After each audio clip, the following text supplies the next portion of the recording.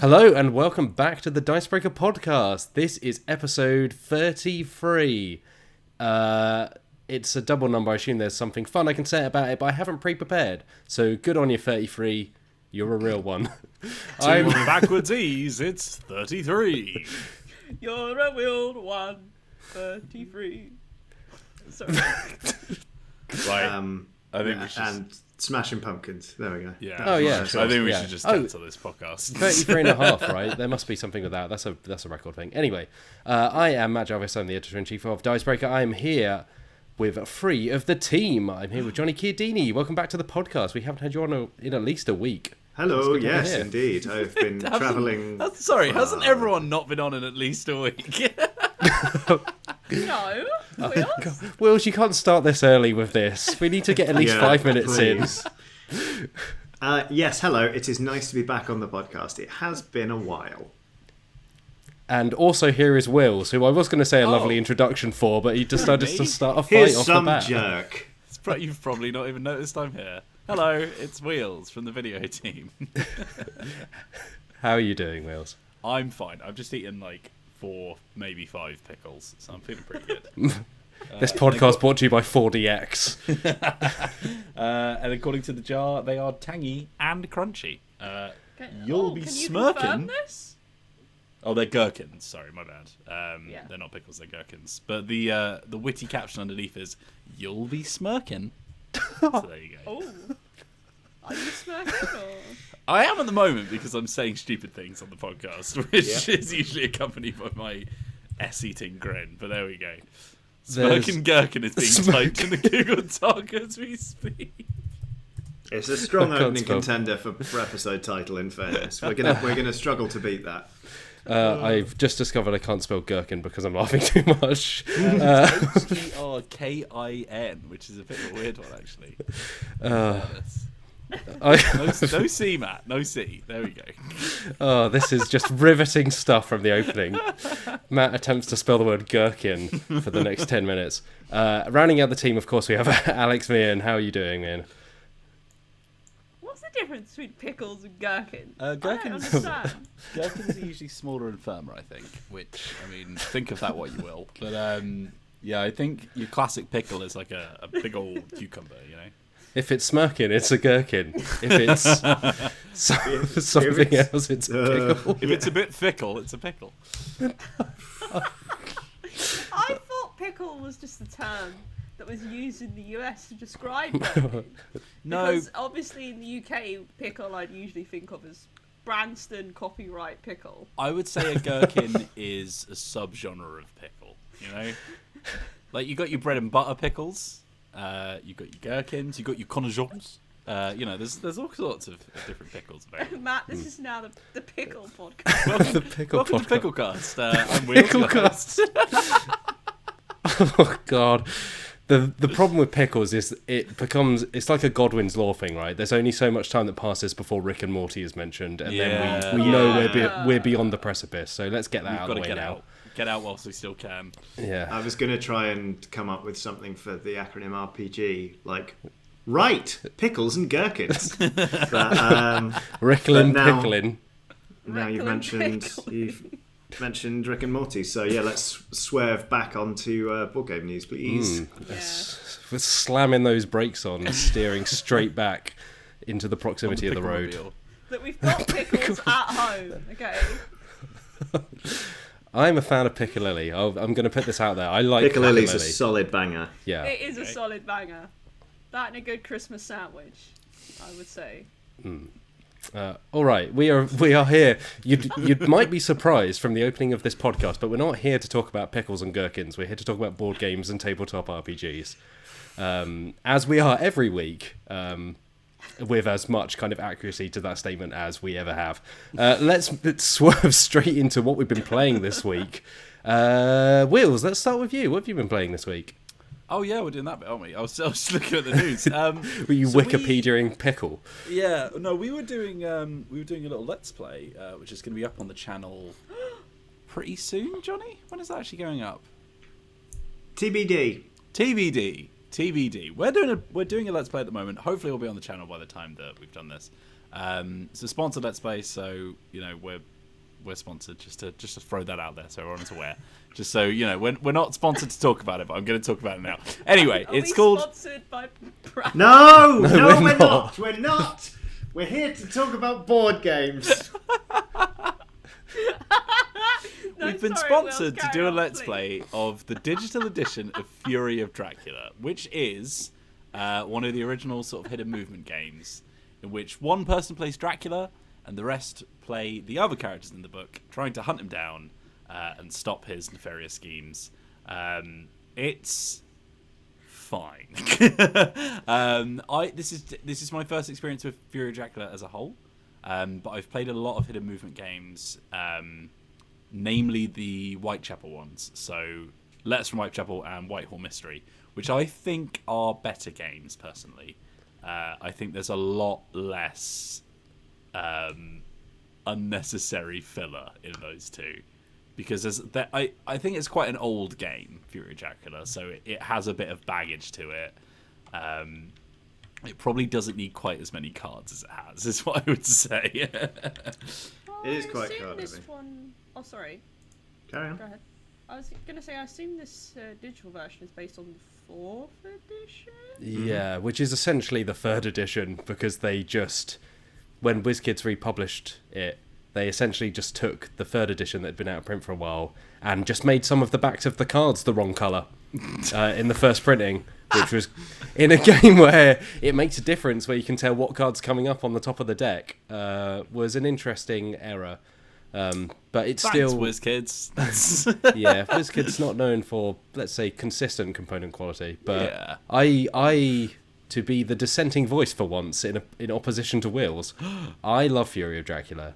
I think it is baggy, like it plays for a couple of hours, and I think Whitechapel and Letters from Whitechapel and Whitehall Mystery. Whitehall Mystery. That's it. They are really, really good, tight, like hidden movement, cat and mouse chases.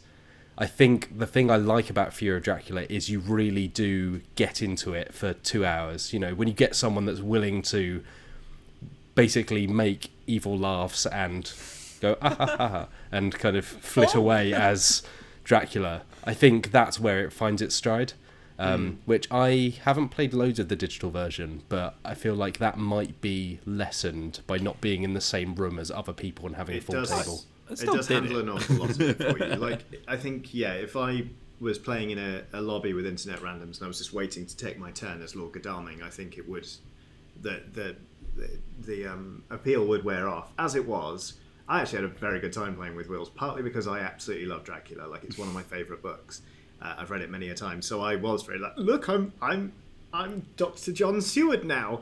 I was excited enough that I was reading out bits from the book, and I also beforehand gave Wheels a potted history of the a potted synopsis of the novel, and it is one of those ones where I think you do have to put in a bit of work to make the theme truly sing, but there is also just some, like, it's just good. It is good, clean, hidden movement fun. And there was one point where I was completely thrown for a loop thanks to Wheels just messing with me a little bit. And I was convinced Wheels was somewhere. I was like, oh, I've got him. The net is tightening. He couldn't have been further away from where I thought he was. So. Oh, I bet he felt good then. Yeah. Imagine the smirking gherkin. Please do I not will start say- referring to your co-workers as smirking gherkins. Yeah. I will say one of the things that I missed from Whitechapel or Whitehall was you always know where they started. So like you don't have much control over your starting position in Dracula, whereas like in the other two, first of all you get to pick where your characters are actually going. And then also you can see where the actual scene of the crime was at all times, which is like a different coloured marker. So then you have to try and figure out where they went from there. Because with Dracula, I felt, and to be fair, we haven't done the whole thing yet. We just sort of did a practice round. But with Dracula, I felt that like Johnny was just sort of like randomly searching around the world with no real leads to go on for a long time, which made it feel a bit anticlimactic, I think. Because it was just sort of like, yeah, I've just been sat in Spain for the past 20 minutes, just It chilling. felt hugely bloody climactic when I thought you were in Budapest. But yeah, so like I think one of the things that the reason that I prefer the Whitechapel games, not talking about theme because I know there's some issues that people rightfully have with the theme. It's not my cup of tea, which is fine. But like from a purely mechanical viewpoint, I just find that it's such a fun premise in the first place, having that cat and mouse chase. And I think the more that you can strip away and just get to the central fun of it, and just like weaving these little webs across the map and just like cackling to yourself as they think that you've gone one way when you've gone the other, that was like the sort of the pure fun of it for me when I was playing those hidden movement games. And it felt like there were so many obstacles to get through for me to get to that in Fury of Dracula, because there's so much on top of that, which for some might be like, oh cool, I get items and like it feels like you've melded Arkham Horror together with it or something, where you've got all of these random events and stuff like that. But that's not really what I was looking for, I think. So that's probably why I didn't gel with it as much. Yeah, I think that's fair. It definitely leans more into the thematic. Like you say, there are events. It's not super balanced because even when you get into combat, it's kind of like a rock, paper, scissors-y thing. Yeah. Whereas Whitechapel and Whitehall, when you corner them, that's kind of the game to some degree. Like it's there's not a lot to be argued about there. Whereas Dracula you can do everything you need to do, but the luck just goes against you. Yeah. So yeah, I think that's a real fair assessment. I think it just feels a lot more like a sort of detective game rather than an RPG with hidden movement, or something like that. Sorry, what were you saying, Meehan? Wills, I've got an argument for you that might sway you. If you play Fury of Dracula, you can pretend to be Gary Oldman turning into a cloud of gas. And that's me every morning. I don't need a board game to do that. I'm always Gary Oldman turning into a cloud of gas. Gary Morgan. Gary Neville turning into a cloud of gas. I think Fury of Dracula's alright. I've not played it in a while.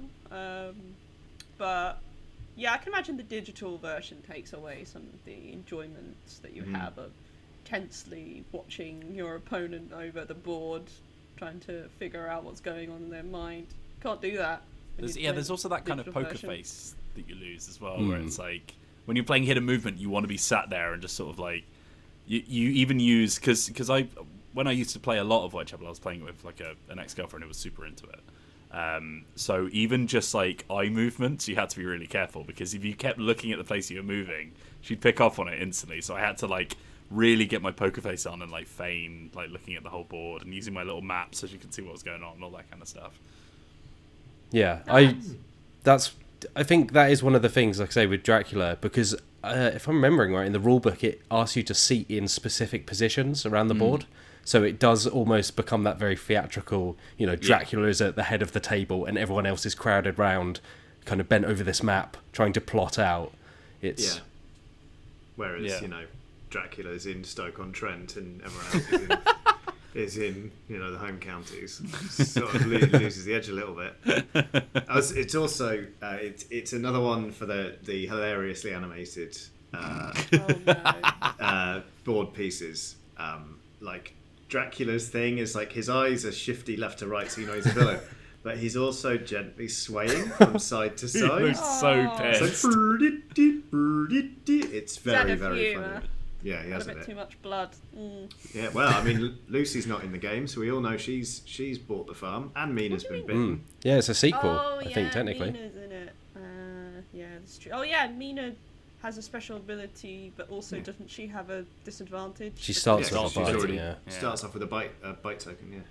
Yeah, because she's been bitten. Woo. Yeah. But she is Harker by that point, obviously. So she and Jonathan are wed, etc., etc. I'm going to bore Wheels to death again. Oh wow, yeah. I'm sure. Don't you mean on death? I'm sure that can be further explored in the Fury of Dracula fan fiction I'm going to write. Anyway. Wills, have you played anything else? Who else is on the podcast and has played something? I sure haven't.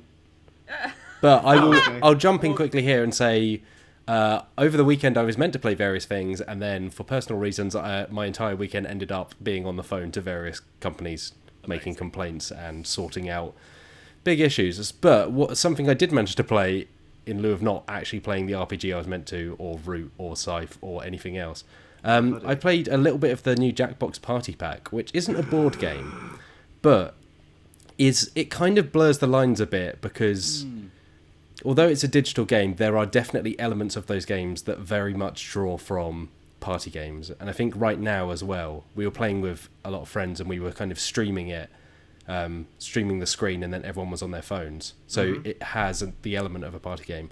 Classic. I'll Young just people always on their phones. I would say that Blab Around in the new Jackbox Party Pack is very good, and if it were a tabletop party game, I would rush out and buy it instantly. And Wow. I think even on the menus of some of them, they have them set up like they're in little board game boxes. Like, Yeah, I you're think- right, I yeah. don't think they shy away from the fact that it feels very much like a board game. But yeah, and Drawful, I think, is Drawful, essentially yeah. just telestrations. Yeah. There are very, pretty much, you know, they definitely take some very direct things. But Blab Around is really, really good. It's essentially a word game, but it's as close to being a tabletop game as possible right now. So that's why I'm justifying mentioning it. Yep, fair enough. But it Okay, basically we'll allow it. it forces you to describe things in very kind of abstract terms. So it's like, it's a thing about a pale critter, and then you use equally kind of vague statements, and people make guesses to try and narrow down what you're talking about. So in that case, it would be Moby Dick or something like that. Critter. So, No, I'm not going to say that. Carry on, Matt Jones. but yeah, I've been very entertained by it. So if you're looking for something that is digital and is easy enough to play over the internet, but isn't quite a tabletop game, I would recommend it. I mean, Jackbox games up and down are wonderful. So. Johnny, Indeed. you seemed like you didn't have anything to say there, but we did play 1,000-Year-Old Vampire together on the stream. Yeah, I was planning on going at some point. I just opened it up for literally anyone else who might want to talk. Oh no, it's rather Matt than who said they barging haven't in. played anything. Sorry, my bad. Yeah. Well, Johnny, tell Well, I us about suppose- 1,000-Year-Old Vampire. It's a very vampire-heavy Yes. week. Yeah. It is a very vampire-heavy week. Spooks. So, 1,000-Year-Old Vampire is a journaling RPG, kind of in a similar vein to Adira Slattery and Fen Slattery's The Machine, which is wonderful and we've talked about quite a bit before. But it is a game in which you are a vampire. You decide sort of when you start off. And it's a lot more structured than The Machine, in a way that actually put me off playing it when I first read the rules, because you generate prompts and you write down just a snippet of a memory, basically. You write down a recollection of something, and you put together a bunch of these snippets to make one memory, but you can only hold so many memories. But you can put memories into a journal, which means that they still exist, and you can read them and know that they were true as a vampire without actually remembering them yourselves. You can only hold so many journal entries because you're a vampire with, I don't know, very small arms or something. Basically, it's a game about only being able to hold so much information while living for a millennium, and sort of having to choose what you want to remember, the people you want to remember, and what's important to you, and sort of seeing how that impacts on your sense of self. Which, if you're trying to write it down in a journal, seems like a nightmare of just crossing stuff out. But Wheels and I decided to stream it, and we were playing in a Google Doc, so we could just strike through text, cut and paste it to other places. And you know what? It was really good fun. The viewers were helping generate prompts, which was challenging, but yeah, we just sort of, between us, spent a couple of hours just sort of typing away a journaling RPG. It was so much fun. We did it twice. Or we will have done it twice by the time this podcast goes live. So that should be on the channel for you to watch. Type. We're a Greek vampire. Type. My favourite part of it, Johnny, was how sexy everything was. It was everything was enjoy quite that. sexy. It's vampires, that's by default, right? Yeah. We were bisexual ancient Greek vampires. Like, if Excellent, it wasn't sexy, I mean, what were we playing at, really? Yeah. But I think one of my favourite things about 1,000-Year-Old Vampire is that, like you said, it was quite systemy, but I think that's actually one of the draws to me, because like a lot of those kind of solo journaly RPGs are quite sort of nebulous and a bit more like, oh, take what you feel from this prompt, and sometimes the prompts are so vague. It's sort of like, yeah, I mean, I could have just sort of made something up at this rate, you know. Whereas like there are a lot more physical systems that you interact with and that you have to kind of manage with 1,000-Year-Old Vampire, which makes it feel a bit more chunky, a bit more like an actual game, if that makes sense. Yeah. Which I think can like maybe be a really good way of bringing in people who aren't as comfortable just sort of writing on their own and need a little bit more of a jump start and are looking for more of a sort of like more gamey game. Yeah, that's fair enough. Apart from that, playing Deadlands and Dungeons and Dragons. What's new? Yep, exactly. Yep. Alright. Okay, I'll go. I've been playing. Well, I played some Mysterium, and it sort of set the theme for my tabletop experiences this week. That being, oh dear, not very. I'm not very good. Meaning, Mysterium, we lost both times. I don't know how, really. We were just so bad. Like, I think it was a mixture. I think it was a mixture of the cards. I wasn't the ghost at any point. My friends were, two of my friends were the ghosts. And I think they were just getting really awkward cards that maybe didn't work very well. And also we were being stupid and talking about S Club 7 instead of paying attention to the game. So there you go. That's a lesson for you. Well, for people who may not have played Mysterium, it's a pretty well-known game where you have to interpret cards and guess which of the sort of people you have to like work out a crime. So there's like a culprit, there's a location of the crime. And there's a weapon that was used, and everyone has to try and guess their individual set of, cards, and then at the end, everyone has to, they compete to guess the final, which set of cards was it that tells the story of this dead person's demise. But yeah, so that wasn't very successful, which also bleeds into the game of Scythe I played. Yeah, Scythe is back. The Scythe update is back for this week at least. Yeah, I lost, which is, nothing new. We even handicapped my friend who always wins. We were like, okay, you're not allowed to be Saxony. You've got to be someone else.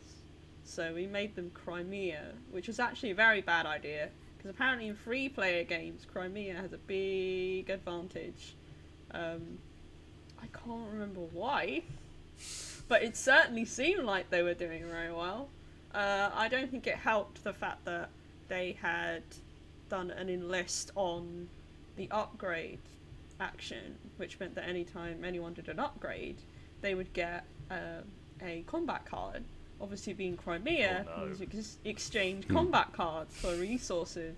I just kept doing upgrades because I was like, it seems like the easiest thing to do, not realising that what I was doing was feeding my friend almost a constant source of combat cards, which in the end came round to bite me in, dare I say it, the butt.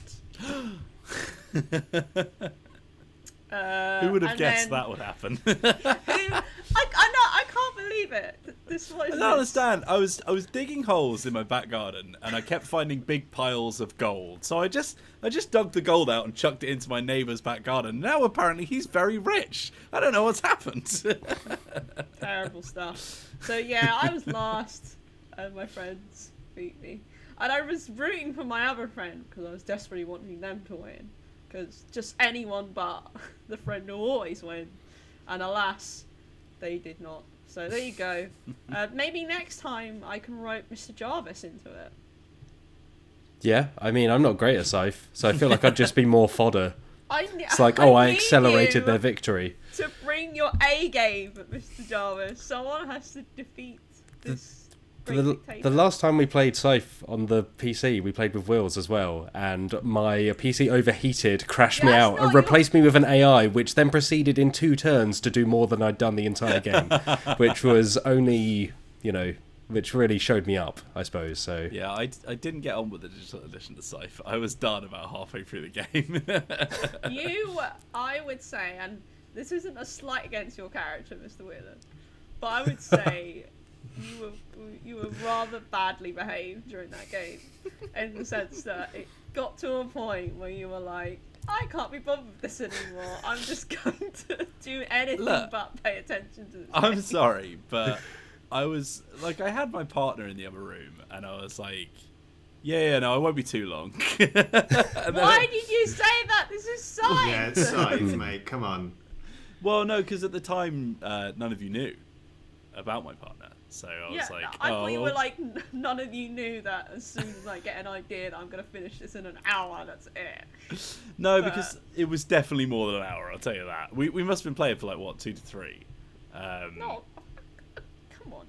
I mean, like, when you have a 4-player game, sure, it goes on a bit longer, but, I mean, yeah, it wasn't helped by the fact that Mr. Jarvis's laptop just decided to self. Also, like, that game, like, that digital edition drags. Like, they're supposed to speed the game up. It's quicker than the normal one. It gets things done. It is quicker, but it is still long. There are, like, I wish you could just turn off some of the animations to be like snap, snap, snap, snap, snap. Yeah. I'm like, I know what's going on. It's like, I don't need to move this in slow motion. Slow meeple floating across. No, I'm going to defend this. How dare you? This is all part of the cinematic experience of playing Scythe, right? I just think that you need to have a bit more patience. And even, look, if I, one of the least patient people in the world, can sit through a game of Scythe I know I'm going to lose, then I think you could potentially, maybe even win a game. I'll be honest, Meehan. I think I was playing on the laptop, and next to me I had a PC playing Slay the Spire after a while, because I was just like, I can't handle this anymore. It's so slow. Like, just waiting for your turn in that particular game that we played was taking about 8 years, and then you didn't realise it was your turn for ages. You're like, oh, because there's no like. This is another thing. The UI is really illegible in that, I find. So like, it was like I would have people say, "Wheels, it's your turn." I'm like, oh. How am I supposed to know that? I would say that Root is, I would say, a significantly more complex game than Scythe. But the digital version of that is both clearer and quicker to play a game of Root. I would love to play the digital version of Root, because I love Root. I think I'd really enjoy hop on board. Yeah. I don't know if there's a spare code knocking around, but yeah, if you fancy grabbing me on. Good luck with that one. All right, shall we roll into news? Yeah, let's smash into some news. Like a bloated pig in mud, rolling into the news. Yep. Even when I try and make the transition smooth and quick, it just never works out, does it? There always has to be something. Okay, well, first up, we have a little bit of news on the next release for Warhammer Age of Sigmar. I think Johnny and Wills, you both tend to favour Sigmar over 40k, right? I'm kind of starting to swing back toward 40k, to be honest. I played my first game of 40k a few months ago and was like, ooh, that's a lot closer to what I was searching for all this time in Age of Sigmar. So yeah, I think I'm actually starting to lean back toward the original. But yeah, I think I'm genuinely, generally more interested in the lore of the fantasy version. Like, I think a bit too much of 40k is just like, it's the Imperium. It's like, yeah, cool, all right. Yeah, the snake has begun eating its own tail at some point. Yeah, it's like, oh, instead of being this satire of this, now you just think it's cool. Yeah, it's doing something for too long, ironically, and then you're not doing it ironically anymore. Yeah. Looking at the pictures of this Age of Sigmar expansion, there are like snake people and stuff. Oh yeah. So I'm already interested. See, right yeah, because like I look at the fantasy stuff and Age of Sigmar, like both like the original and the new Age of Sigmar lore, and like you look at each faction, you're like, oh yeah, that's dope. Oh, that's dope. Yeah. Oh, cool. Yeah, I like that. Oh yeah, that's cool. So like most of the things that you look at, you're like, oh, that's quite interesting. With 40k, it's like, yeah, I like Tyranids. I think there are more kind of vibrant and colourful factions in fantasy battle as was, or in Age of Sigmar. Also the whatever they're called, the Sigmarines are there, sure. But yeah, this is quite like I think to be honest with you, I think Age of Sigmar's it's because obviously releasing Age of Sigmar was a big reset. They've got a bit more flexibility to do wacky things with the story. So obviously the Indomitus, the big release for 40k, and the launch of 8th Ed was basically like, Necrons are back. We've made new Necrons, but now with this one, it's it's like, oh, hang on a minute. Has Marathi? I'm not actually up on the story, but isn't it like Marathi has released Slaanesh, but also like has sort of won?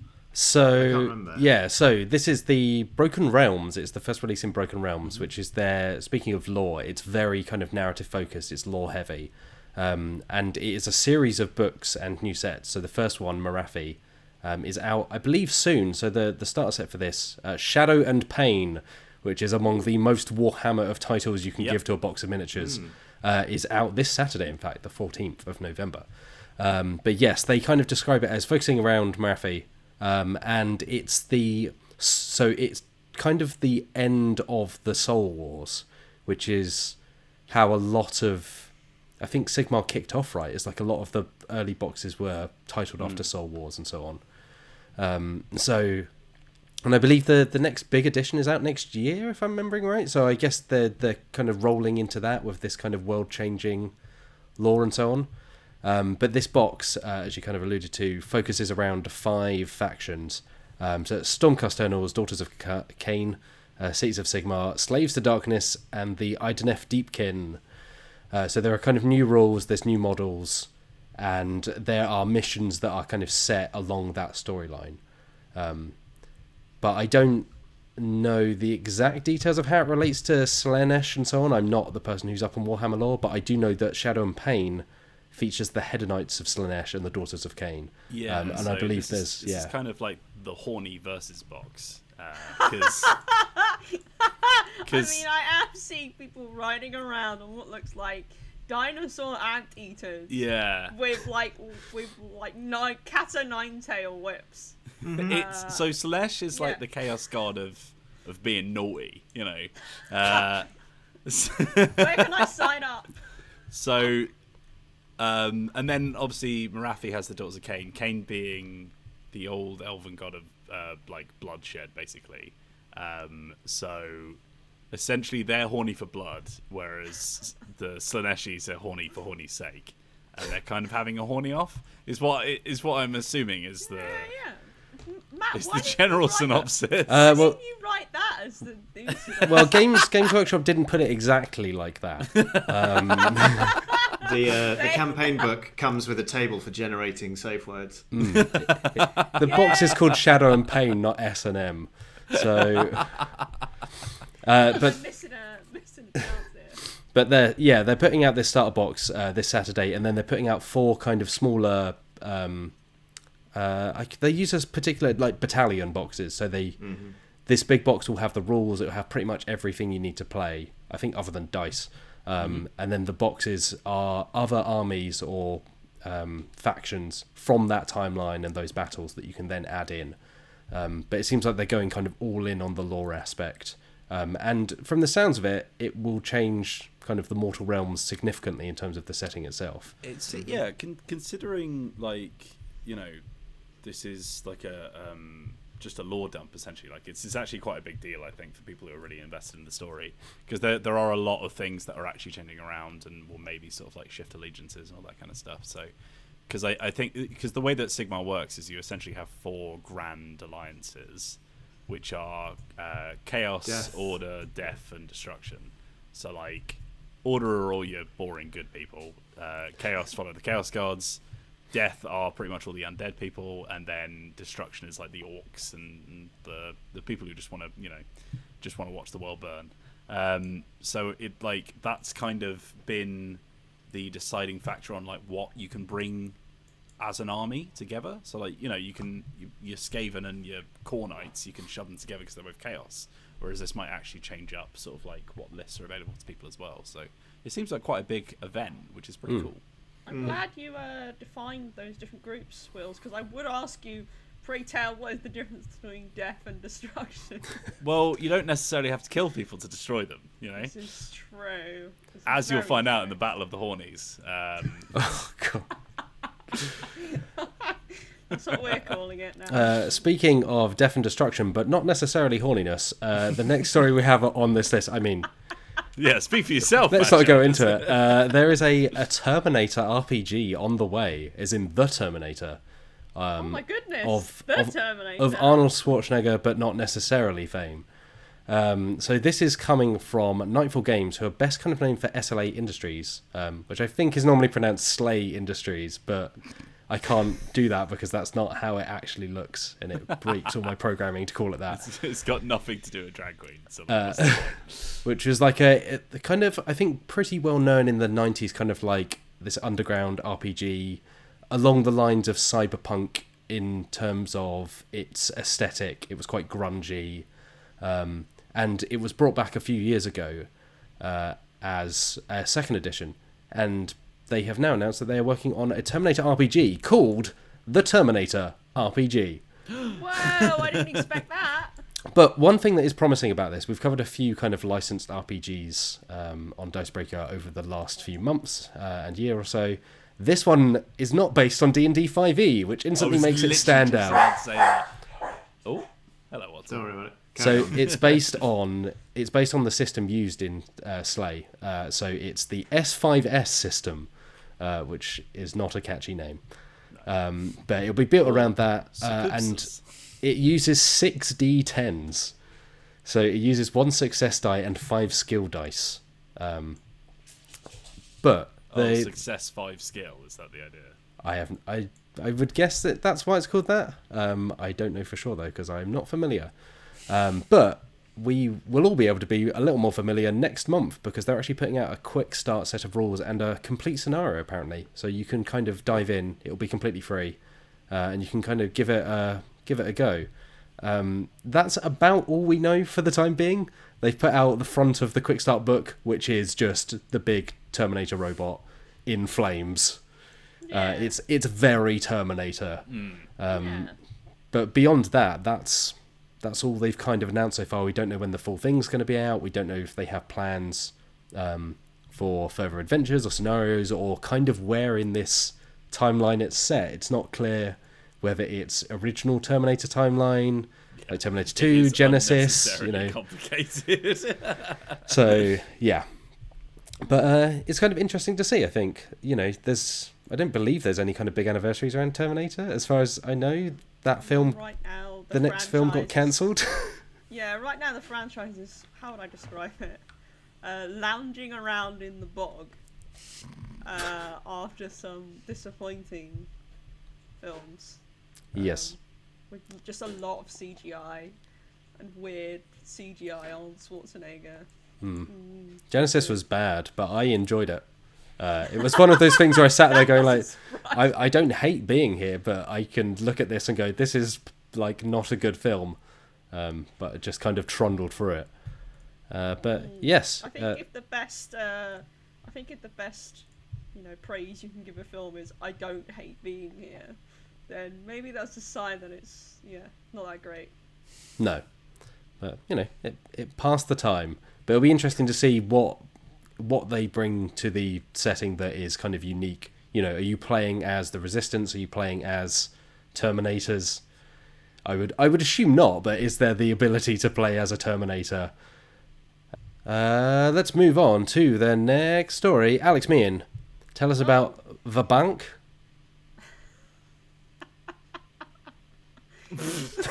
Laughing, you already said the name. I don't know, that's the way he said it.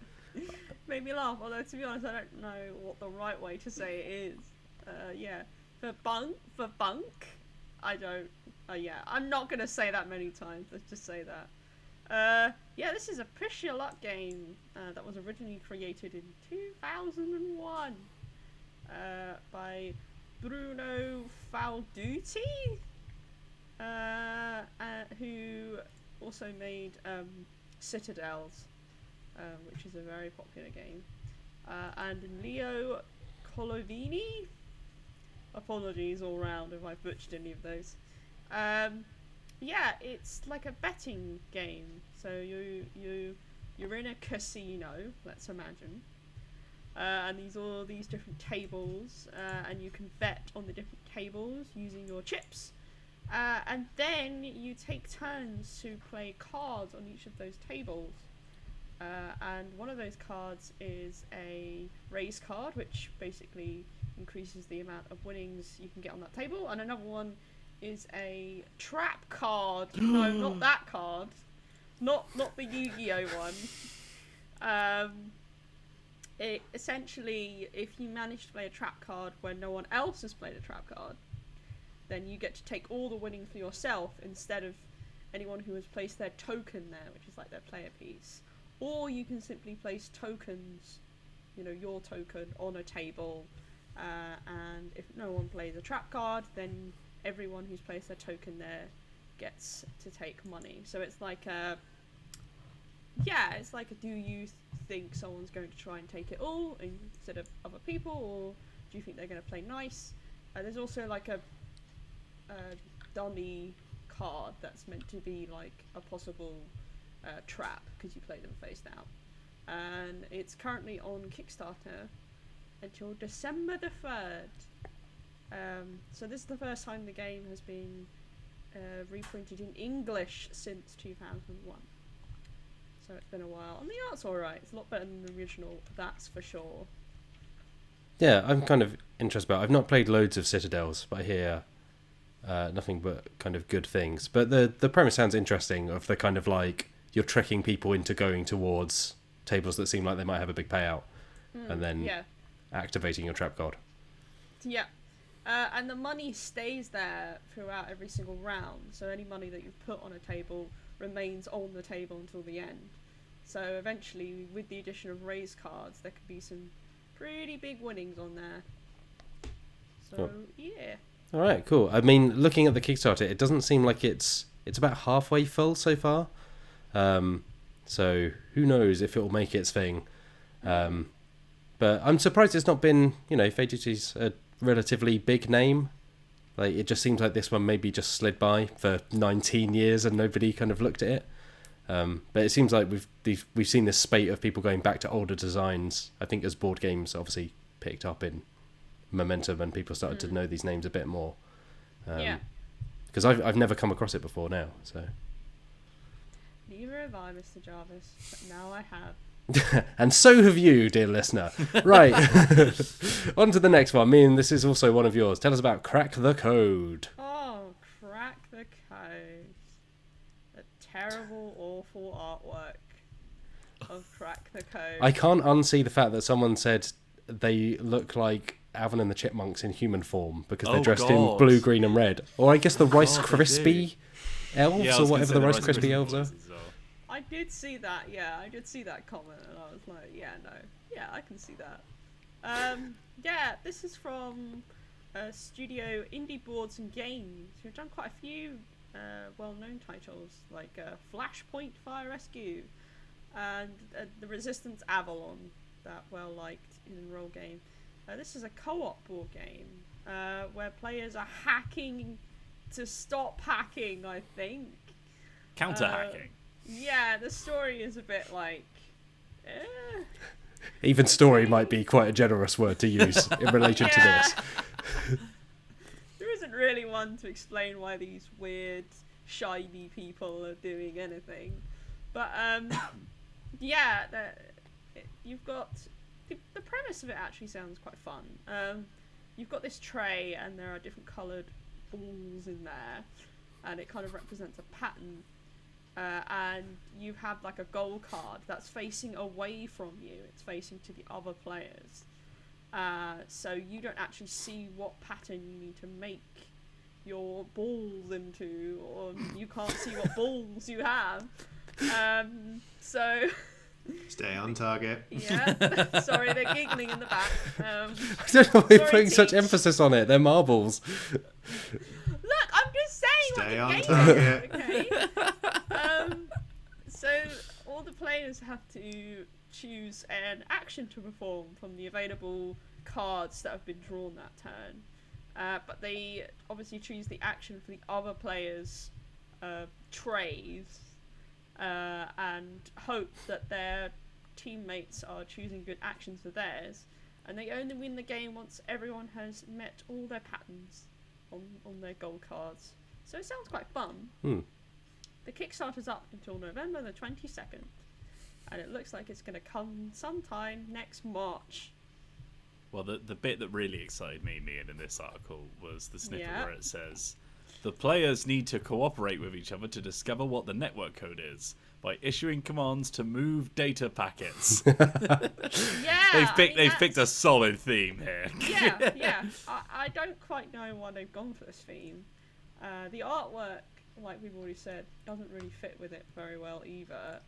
I think the main thing that's a big draw is just the idea of the game. Like, I think I've played like Team 3 or things like that, where you kind of have to work with each other towards a goal, and there's like some sort of barrier in the way. But yeah, it sounds a bit more cerebral than that, maybe. Yeah, There it you seems go. neat. There's been quite a few, like, I feel like marbles are coming back into fashion, because there was Potion Explosion a few years ago. I'm It's like- imagining you on the front of a newspaper underneath. Marbles are coming back into fashion. Marbles are back. Buy now whilst you can. Stocks for marbles are going through the roof. Because for a while, I feel like the games you thought of when you thought of marbles were things like Mousetrap, they were, Screwball Scramble, those kind of very kiddie games. Yeah, and now there was a Phil Walker Harding game, the Sushi Go creator. Gizmos, I think, had marbles in in. the office. Potion Explosion, this. So I feel like people are kind of looking at components beyond just let's stick some miniatures in the box, which is quite interesting. It makes a big difference than having just 4 cardboard tokens or something like that. So yeah, I'm kind of intrigued by this. It seems it's like under 20 quid, I think. So Yeah. Let me check that. Look, I don't know all the details of every story I've ever written right from my head. Are you kidding me, Mia? That is, how dare you? It's £19, so yeah, you're right. 19 is a smaller number than 20. Carry on, Matt Jarvis. all right. Well, I'm not going to be carrying on. It will be Alex Meehan once again with love this it. story from today, or like 3 days ago if you're listening to the podcast, which you are because you're not us. It's Rift Nights. It's Rift Nights, everyone. This is from Red Raven Games, who are known for making Above and Below, and the sequel Near and Far. Rift Nights. It's an asymmetric game where players split into kind of 2 teams, and one team takes control of boring knights, I suppose, all right, and the other team gets to take control of demons. I mean, I don't know about you, but I know which side I'm picking. Yeah, I feel like once you've sorted out the teams, one side has already lost, Yeah. And they're sort of fighting in a monastery, which is atop like a portal to the underworld where all the demons live. And the demons like, we've had enough of this, we want to go up and surf it. And the knights are like, nah, mate, we can't allow that. So that's basically the game. You control different characters that have different abilities, and as it's asymmetric, the knights need to protect these elders or something until daylight, and then the demons need to break the barrier to the surface, so they have different objectives.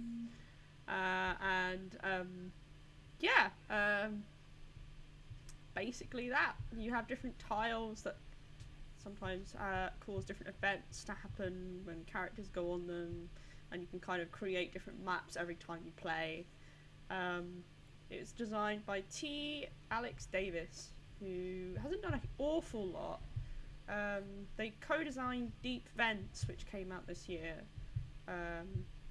which looked interesting, about like underwater ecosystems. And the game is up on Kickstarter until November the 23rd, and you can get it for £38, which, considering the game, what it looks like, that's not terrible. Like, there aren't miniatures in it, but I don't really You give a rat's fart about that, to be honest. So, It's more than 20, less than 40. Yeah, it's kind of interesting. Like Red Raven, I feel, are generally known for, like you say, near and far, above and below, like these kind of big story, heavy-ish games. And this seems to be much more on the lighter end. But they did put out, there was a game that was like inspired by Endless Runners. I can't remember the name, Megaland, I think. But they seem to be kind of doing stuff on the smaller scale as well now. This I quite like the look of this. Like I like the art style. Like you say, the premise is a bit like meh, knights, demons, monastery, but 8 Minute Empire is quite diddy as well, and that's quite a nice little. that's true. Yeah. Yeah. They're stretching their wings a bit, and I like a good asymmetric game as long as it works. So, yeah. All right. The last headline we Not have to name names. I'm not saying anything. in the vast pool of asymmetric games. Matthew Jones. Yes, the last headline we have is a game that very much does what it says on the box. It's called Feed the Kraken. Johnny, you're up. So it's another hidden role game, which seems to be all the rage right now, as always, where you play members of a crew on a ship, and you're trying to sail the ship towards a location. But there are 3 kind of groups within the ship who are all trying to sail it to different places on the map. So you've got the sailors who just want to kind of get it to port, unload it, and so on. You've got pirates who are trying to take it to their secret cove so they can kind of, I guess, steal from it. And then you've got cultists who are trying to steer it towards the gaping mouth of a kraken and feed everybody to the kraken. And for some reason, they've all ended up on this same ship and are basically tussling over the steering wheel, which isn't called a steering wheel, but my mind's gone blank and I can't remember what the steering wheel of a ship is called. It's the official term, steering wheel. the sailing wheel. So this plays with, it's very much like a big group game. It plays, I think, with 5 to 11 people. Oh wow! So it's pretty accommodating as far as groups go. It's a whole ship, Matt. Yeah, and it's also quite long compared to things like the Resistance. So it plays in 45 to 90 minutes. So it's not just kind of you zip on through, find out who the traitor is, and then play another round. It feels like it's going to be a kind of heftier experience than that. So like I say, the idea is that you are steering the ship around the map, moving between spaces, trying to get it to where you want it to go without giving away your affiliation, because you can be tossed overboard and the Kraken then eats you. But if you're the cultist leader, that's a good thing because that's your destiny. So that actually wins the game for the cultists, I believe, is... Oh, so you Oh, gosh, yeah. cultist. Okay. Well, the cultist leader, yeah. So I'm kind of intrigued by this. I've got to say, it's a Makes things fun bit premise. spicier. I'd be And interested to see what the player elimination aspect of it is like, if it's 45 to 90 minutes long. yeah, I can't remember it exactly, and I'm not going to scan through this Kickstarter now, but hopefully they've got some kind of thing in place there where you're not just, you get eliminated on the first round and sit there for 60 minutes going, I know who it is. Yeah, it happens toward the end of the game, doesn't it? Okay, yeah. Perfect. But it's from the makers of Glenmore, which is a pretty well-liked board game that I've not played, but I hear very good things about it. So It reminds me of, have you played Tortuga? Yes, I have. The 1667, that kind of series? Is that the one? Yeah, it's the Facade Games like book series, but it's got a similar thing where it's like, although in that it's classical pirates, so I think it's French and English or Spanish and English or something like that, and then you've got one sort of smaller group who are just trying to, play both sides, so you want them to draw so you come out on top, kind of thing. Are they also trying to feed a kraken or not? They're not trying to feed a kraken, but it's got a similar dynamic, I think, and sort of slightly similar theme if you minus the kraken. But yeah, I'm kind of intrigued by this. But if you're intrigued, you only have a few days to go and back it on Kickstarter, because it finishes on November the 18th, so that's next Wednesday if you're listening to this when this goes up. But it's already passed its goal, so it's funded. But yeah, I'm kind of, like I say, intrigued to see whether it justifies the length of time. Does it just drag if you're playing with a lot of people? But there we go. Let's move on to emails. If you've got an email for the Dicebreaker podcast, you can reach us at podcast@dicebreaker.com. You can find us on Twitter at Join Dicebreaker. You can find us on Facebook. Just search Dicebreaker, you'll find us. And of course, you can head to dicebreaker.com and throw your questions in the comments. Johnny, would you like to read this one from Julia, please? Yes. Hello, Dicebreaker. Have any of you physically recreated a game you liked? For example, I made The Resistance in the theme of Pacific Rim, because that is my favourite movie, and I didn't want to spend money on the game.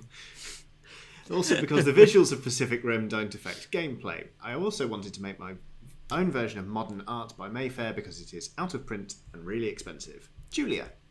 I guess, kind of. Hidden Artist, a fake artist, goes to New York. It's a great game, but I find the size of the paper, while handy for the box, it's a little ditty box with little ditty paper. It makes it I think it strips some of the social deduction out of it, because not everyone can see what's being drawn as it's being drawn. Whereas sometimes you're like, you clearly didn't know what you were drawing until the end when you decided to make it into a handbag or whatever. I think it's quite useful. So basically, yes, we play it on pieces of A4. That's the most boring answer, but that. I'd love to play it on a big, almost school teacher level whiteboard. I think that'd be quite fun. If you like had an art attack. had enough pens. Yeah. Yeah. Everyone put down one blanket and one, sprinkle some pasta shapes on the school field. The imposter is the headmaster who chases everyone out at the end. Enormous macrame. Has anyone else physically remade a board game? The only one that I've done is Skull with beer mats, which I think is originally how it's played. So you put an X on one beer mat and then. But yeah, apart from that, I think I've not had the time or the patience. Yeah, I've never gone as far as kind of re-theming a game, but I think similar to Johnny and Will's, I've Telestrations. Obviously, you can just grab some A4. I think there was a card game, like a social deduction card game. I can't remember, that we worked out using a set of playing cards. Because we didn't have it with us, but we owned it at home. I would say that obviously, if you like a game, pay the people that made it. Don't just download games and play them for free. There are a lot of print and play games out there, but obviously, support designers because, they need it. And if you enjoy something, you should play it. And good components are worth the investment if you're having a good time with it. But yeah, I've never re-themed something. I don't think as a kid, I remember making my own set of trading cards. But obviously I couldn't produce them to the scale of a trading card game, so I didn't really have anyone to trade with, so I had a complete set and just tried to find people that would play with me. It was like a very basic version of Top Trumps. I love it. Matt Jarvis, That is the most Matt Jarvis story I've ever heard. I got my mum to laminate them at work so that they would survive. Oh my god, That's excellent. That is excellent. I love that. Oh, I'm imagining the theme being maybe anime robots. No, I think it was StarCraft because I was big into StarCraft at the time. Fair enough. Fair enough. Might have run into some licensing issues as well then. Yeah. Yeah, that's a second bottleneck really in your goal Yes. to I'm not going to be backing the Kickstarter as well. As a 9-year-old, the IP lawyers were really hard to deal with.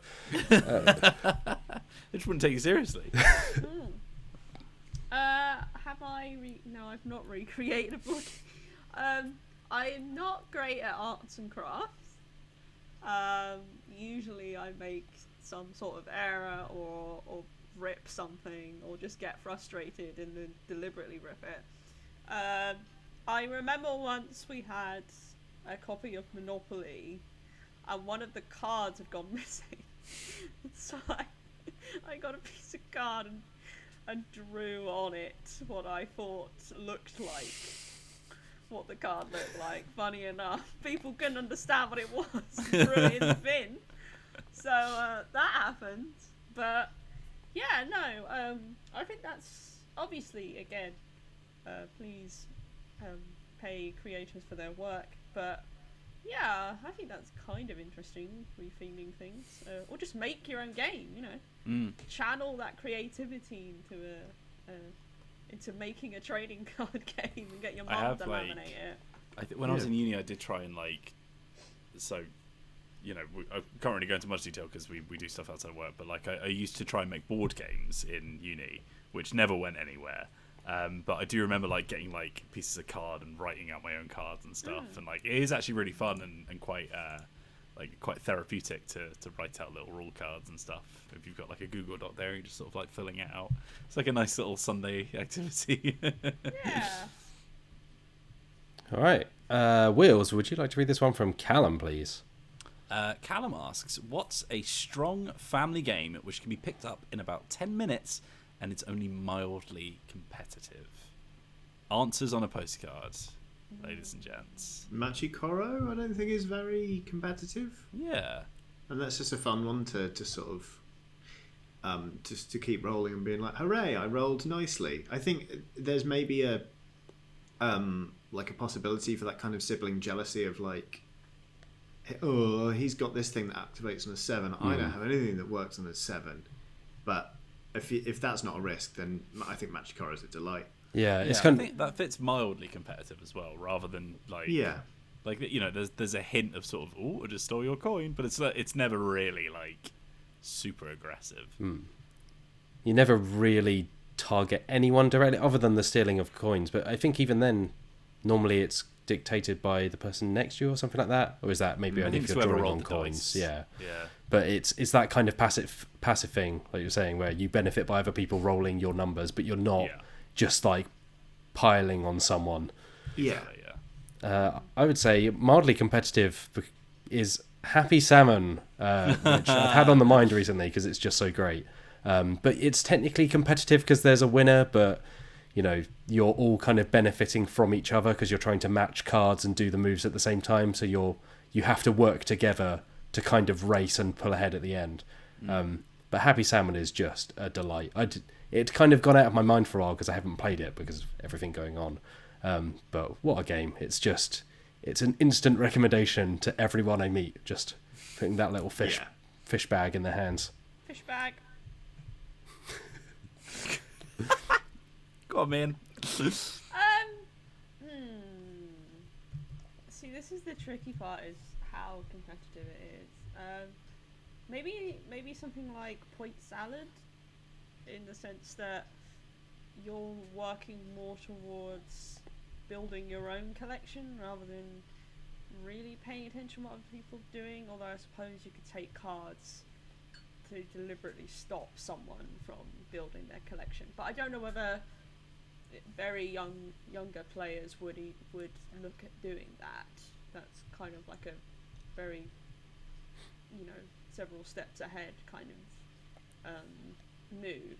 Either that, or maybe in a similar vein, like Sushi Go. Like Sushi Go, again, you are obviously taking from the same pool. It's still card drafting, but I think both the art style and it's very easy to teach and learn. And again, you're kind of more working towards building your own collection rather than deliberately, messing up someone else's. And if you're an older person doing that to a younger player, then I feel like maybe you need to take things a little less seriously. But or maybe escape from the cursed temple. All right, Meehan, I need to stop you now because I had point salad as my recommendation, and I was like, oh, all right, I'll think someone else. And then I went, oh well, Sushi Go is probably a good one as well. And then you said that, and then Curse of the Temple as well. It's ridiculous. I was thinking exactly along the same way. I don't know. It's that twin genes, isn't it? It's the twin. I'll tell you what. I'll talk about Escape from Curse of the Temple. You can talk about Curse of the Temple. I only mentioned it. So Curse of the Temple is a real-time game. I think kids will love this kind of thing because it's hectic and it is like it's over super quickly. Not only do you pick it up in 10 minutes, but it literally takes 10 minutes to play because you play to a soundtrack essentially, which gives you the prompts as to what's happening. But it's a real-time dice rolling game where you're like laying out tiles to explore a temple, trying to deal with the consequences, and then like rolling your dice to try and make sets to do actions, whilst trying to avoid like these black masks. If you roll, it locks your die, and then you need to unlock a gold mask to get them back. So you can get like stuck, and you have to help each other out and stuff. So it's like it's not competitive at all because it's co-op, but it's also kind of it's got that mild element of like, what are you doing? Get over here, help me, what's going on? Which I think, like, especially for a family, I think would be quite fun, because you've already got that sort of like, or at least for my family anyway, you've already got that kind of like nitpicky kind of, excuse me, I need some help over here, bro. Can you come over and like stop fannying around with that crystal over there?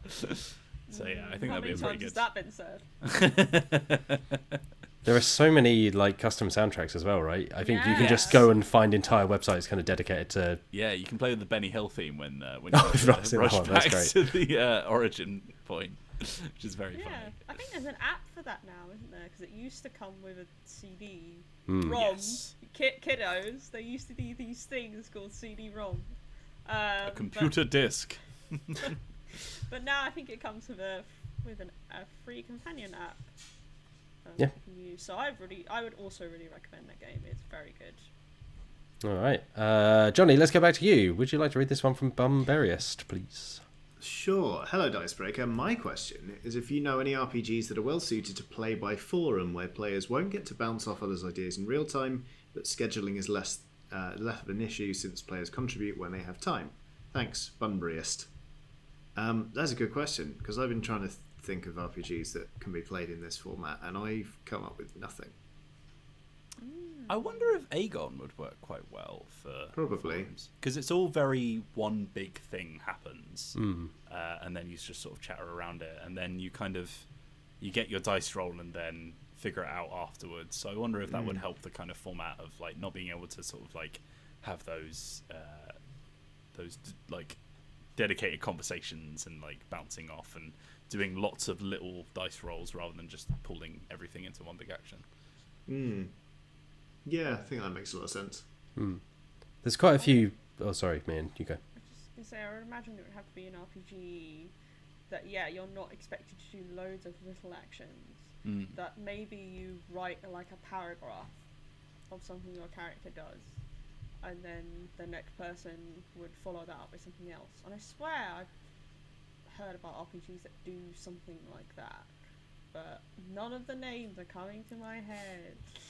There is that online, is it Storium or something like that? That we were going to play with Rock Paper Shotgun, but I think we had some scheduling issues in the end. Yeah, the online storytelling game. So Storium is an Storium, which is kind of like an online.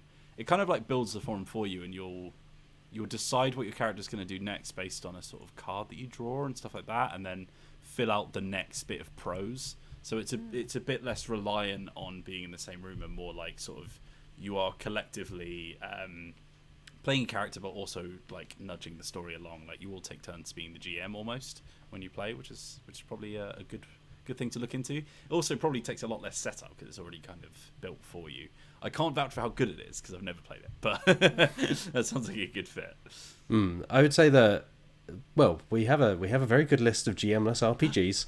I would say that something like that probably works quite well because then you can just rely on the players almost taking their turns. You don't have to have a GM kind of going back and saying, okay, roll X number or do Y or whatever it may be. It's kind of very player-driven. So I think something like Fiasco would probably work quite well because you can almost just describe what your character's doing, submit a paragraph, the next person adds a paragraph, but there's no need for someone to, as GM, kind of mediate and interrupt and get in the middle. It's just completely driven by the character. And Fiasco has like a very solid structure, like a 2-act structure. So I think that would make it easier to play by forum. Whereas like the more free-form stuff, it kind of loses why those games are often so fun in person. Yeah. Or invent your own RPG. Yeah. This is your time. Do it. You can do it. It's worth saying as well that like if you're looking to dip a toe into it and just get people kind of used to playing by forum, like a fully fledged RPG might be quite a lot because dice rolls are hard to do, but there are loads of storytelling games that build off of prompts where people take it in turns to write a sentence or say a paragraph or whatever it may be, and that might help you get a feel for exactly how your group works best when they're talking by forum or the best way of doing it. So you might even be able to adapt that into a setting that you kind of then want to build into a campaign or a kind of bigger thing. Mr. Jarvis, what was that RPG I wrote about a few months ago? Month might be a bit much. It was like a sci-fi one. Was it Spencer Stark? It was someone like we knew relatively who was making it, and it's about like telling your stories about your journey. Oh, this is going to really annoy me now. It's not ringing a bell, unfortunately, for me. Yeah, no. I can't remember what it's called, but maybe I'll find it and tweet about it or something. Yeah, sorry, that was a waste of everyone's time. I Yeah, mean, well, I mean, if we're talking about Spencer, I can't really talk about it because Spencer's a friend of mine, but he has just recently kickstarted a campaign about sort of literally playing away from each other in Alice is Missing, so that would probably be a good fit as well. oh, that's true. Alice is Missing it works over WhatsApp, so it's literally built around messaging. So I would imagine that works by forum.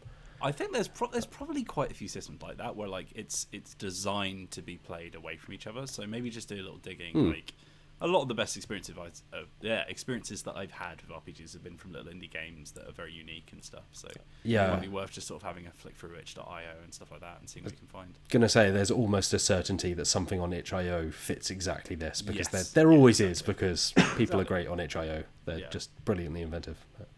Wills, let's bounce back to you for this last one from Tom in the Midlands. Sorry, I was just going to say I found it. It's called Tail's End. That's it. Oh, yeah. It's by Colin Cummings. Colin Cummings of Boy Problems Boy Problems, fame. That's the one. Yeah, this could work well because it's literally you're just exchanging like parts of the same story that you share about a journey. So I imagine that would work well over a forum. There you go. There you go. Perfect. All right, so we have a question from Tom here, who is cat herding in the Midlands. Hello, Dicebreaker podcast team. I'm currently running a D&D game for 8 players via video chat. Tom, I'm going to stop you there. This has basically become an exercise in herding cats in a foreign language which I do not speak, whilst also being alien to the land where cats require such tending. One problem I have found is that due to the number of players involved, it can sometimes take a while, particularly in combat encounters between player turns. This inevitably leads to wandering minds and me having to repeat myself as DM to recap what has happened. Do you have any tips or suggestions for ways to make narrative games more engaging for larger groups, especially when there is an obvious lack of visual stimuli? Kind regards, Tom. Yeah, that's a tough one. The problem is I don't think D&D is designed to be played with that many players. And like even with the amount of players that you're supposed to play it with, I think the combat encounters, I've said this a few times, I think they can drag quite a bit. Oh my god, I can't imagine what that's like with 8 Yeah. players. Yeah, that So must come be back hell. in 45 minutes and you can have your turn again. Yeah, I think a lot of times when we get questions like this, it's often like, oh, how can I like trick my players into being correct here? And it's like, well, like empathize with your players that they have to sit there for about half an hour waiting for their next turn. And like I can't blame them for getting bored. Like I think even the most descriptive and like enticing GM would struggle to keep you engaged for like 9 or 10 combat rounds before you actually get back to your turn again. I find when combat's taking a long time, I just start giving people 15 seconds to think of what they're going to do. Because sometimes people will be like, okay, so... And sometimes they will need a recap. They'll be like, where am I in relation to other people? That's fine. But when people are like, because I'm thinking if I did this would be quite useful. Nah, none of that. Nip it in the bud. Like, you've got 10 seconds. But the simple fact is 8 is a lot. I actually... It sounds really counterintuitive because obviously if you split the party and you've got 4 who aren't even in this scene, then they're just sat there waiting for it to come back to them. However, if you split the party... and you're doing combat with one lot and combat with another lot, doing it in little bursts where they're on repeatedly in just a list of 4 players, they'll probably get through more turns and pay more attention in short bursts than if you were just doing it with 8 in one initiative order. I didn't explain that very well.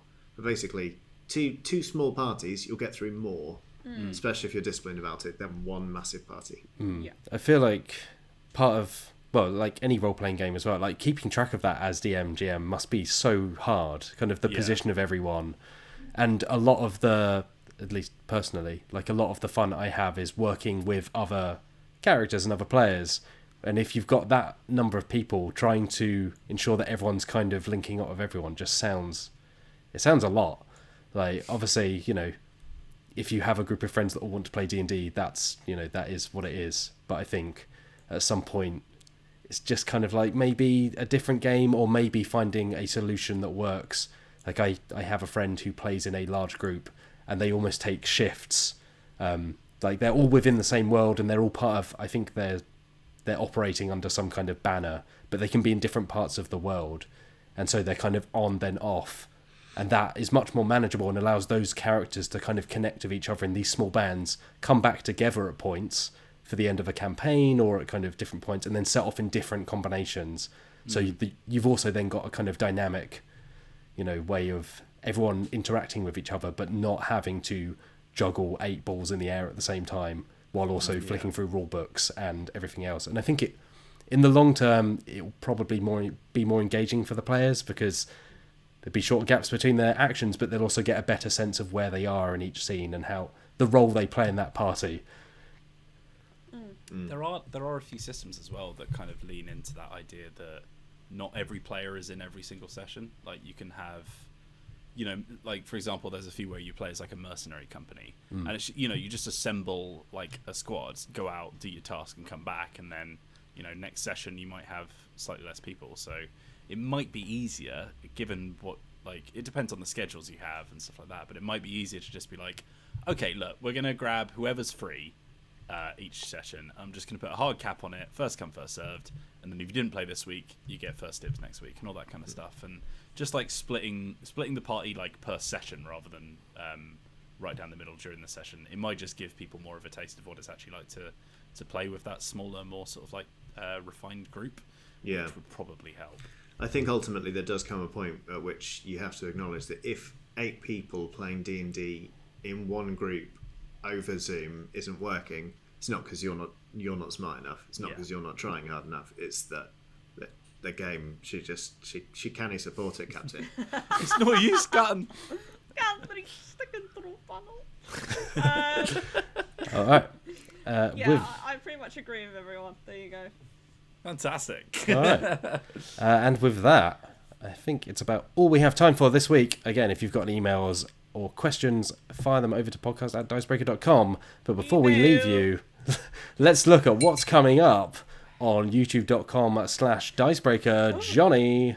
We've got the continuing adventures of Dungeon Breaker, as per usual. We've got a list on the best party games. That's being helmed by one Michael Whelan. King of parties. And next week we're going to be playing Those Dark Places with Jonathan Hicks. We are. And over on Dicebreaker.com, you can find a guide to being a sorcerer in D&D, written by one Alex Meehan. I am a sorcerer. Indeed. You can find Reed Connolly chatting about the fear of missing out, which I think is, particularly in the age of Kickstarter, is a very common feeling. That feeling that if you don't back something immediately, you'll never get to play it and you'll never find a copy. And we also have coming up this week a guide to playing Pioneer in Magic the Gathering. Along with many other things, the usual daily news, and of course, the usual videos and nattering and all that other stuff you've come to expect from Dicebreaker. But until we return next Friday with the next Dicebreaker podcast, thank you for being here, Johnny Chiodini. Thank you very much. Thank you, Alex Meehan. Emails. Thank you, Wales. I've got my pickle at the ready. Michael Pickle Whelan. Michael. Oh, that's not. Oh my god! How many pickles are left in that? How have you found more pickles? I thought you'd finished them all. Anyway, we can't get stuck in the pickle chat again. I have been Matt Jarvis. Thank you for listening to the Dicebreaker podcast. We'll be back next week. But until then, look after yourselves out there, stay safe, and have a lovely day. Bye. Bye.